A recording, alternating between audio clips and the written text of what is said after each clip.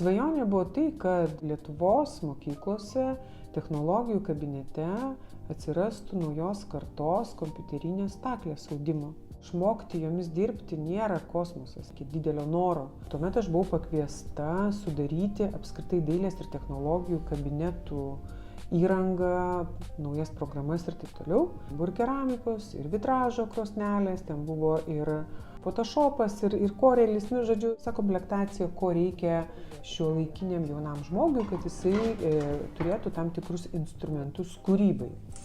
Tai vienas iš to ir buvo tos kompiuterinės audimo staklės, Toika.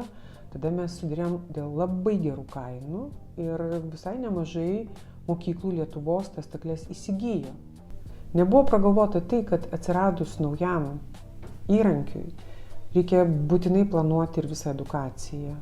Ir sumotyvuoti mokytojus, kad jie norėtų mokytis, o mes mokytis dažnai nenorim. Kuriuose mokyklose tos dėžės su staklėmis net nebuvo atidarytos.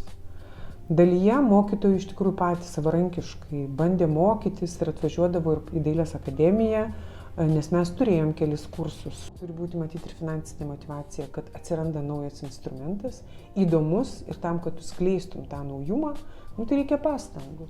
Tai va to pritrūko. Man aišku labai gaila, kad neišsipildė mano ta svajonė, nes jos galbūt pagrindas irgi buvo ta legenda Tamošaičių, Antano ir Anastasijos, kad visur yra centruose, ar tai mokyklose, ar tai galėtų būti neformalus ugdymas, kad žmonės atėję galėtų turėti galimybę ir instrumentus austi.